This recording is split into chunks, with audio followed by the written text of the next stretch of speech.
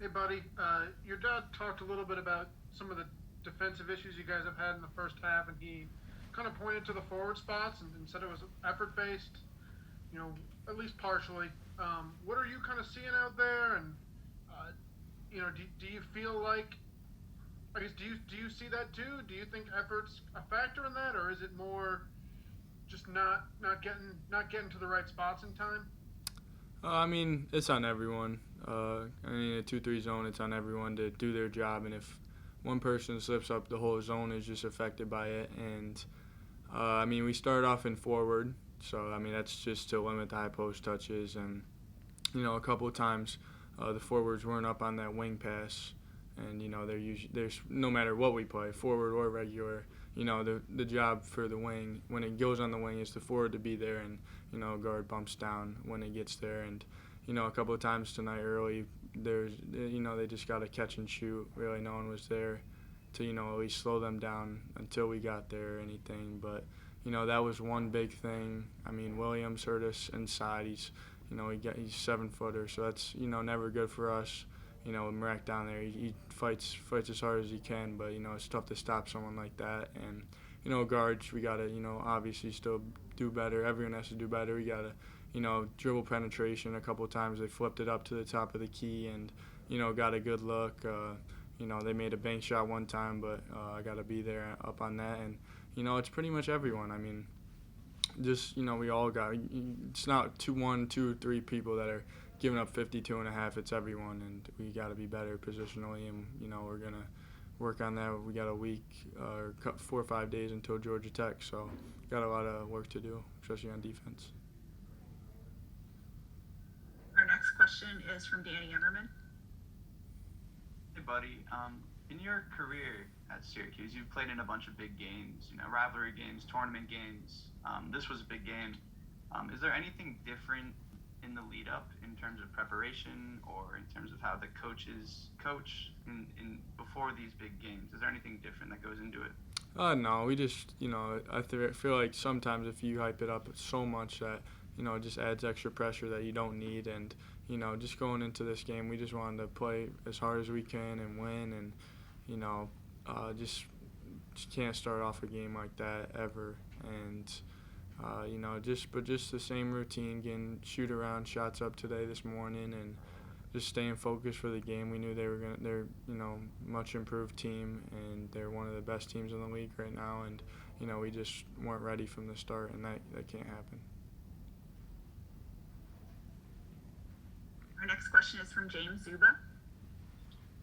Yeah, buddy, obviously when you're down as much as you're down, you need to press. But is it harder to press for an elongated period of time in a game like this and have success? Oh, yeah, definitely.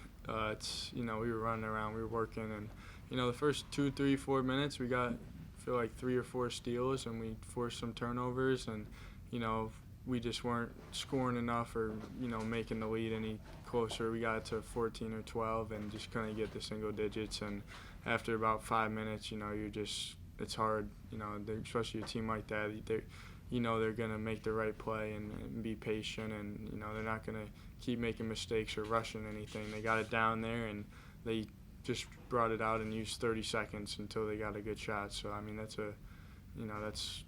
they were tough in that category and just wears you out and, makes you gamble even more, and you just, legs start to go. Next question is from Mark Larson. Hey, buddy, it almost seems like you guys have to dig yourselves a big hole before you really start playing.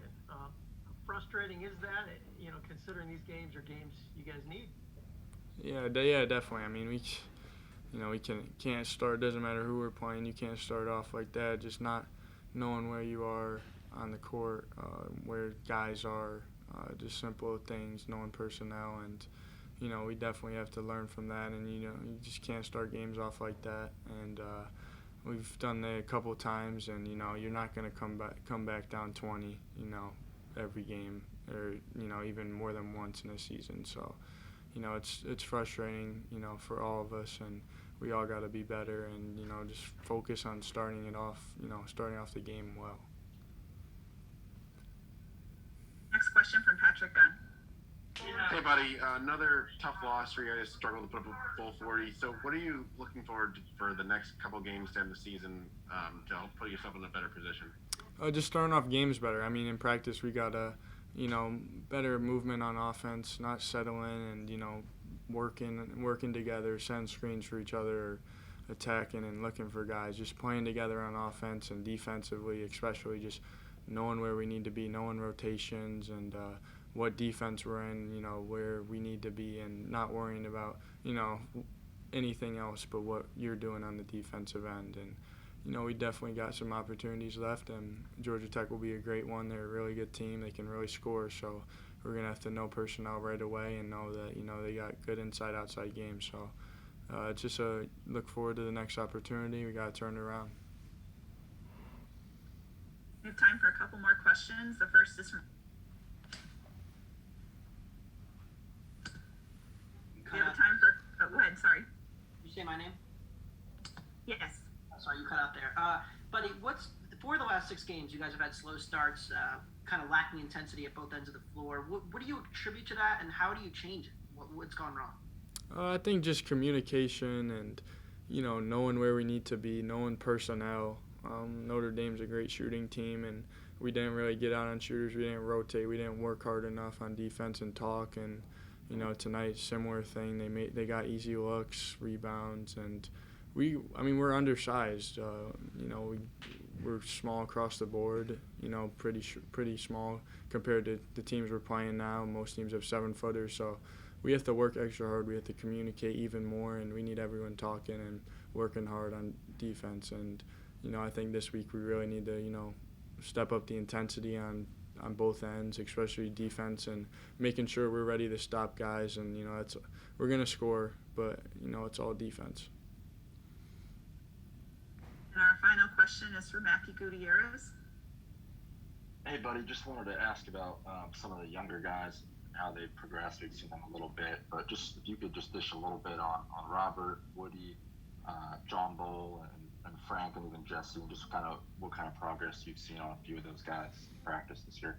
They've all been great. Rob, you love having a guy like that come in.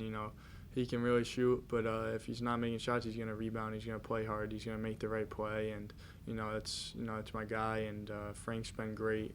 He's just been great on and off the court. He's been, just so talkative and always there for us and working hard in practice. Really, making the guys work, and you love having a guy like that.